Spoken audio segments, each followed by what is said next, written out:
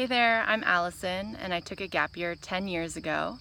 I'm just sitting here in my garden in southern New Hampshire waiting the arrival of a thunderstorm with the bumblebees and the snapdragons and the herbs to reflect a little bit on the gap time that I took 10 years ago and the journey that was initiated from that moment.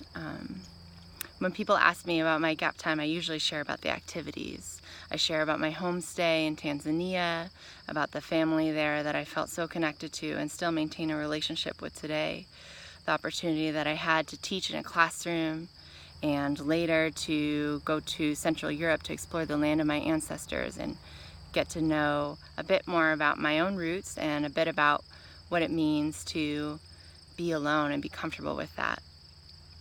But when I reflect on what my gap year was really about, I think about the experience of having my heart broken open to so many different ways of living and participating in this world, that there are so many ways to engage with our life and to really pay tribute to the blessing that it is to have the opportunity to go on such experiences by making the widest possible contribution and celebrating it in our activities.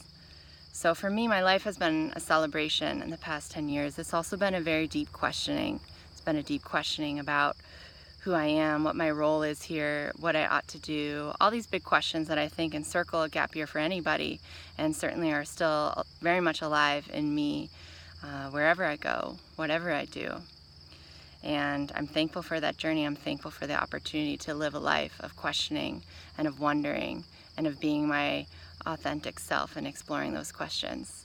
So if you're someone who's considering gap time, I invite you to welcome in the mystery in your own journey, and may it bring you lots of wonder and grace.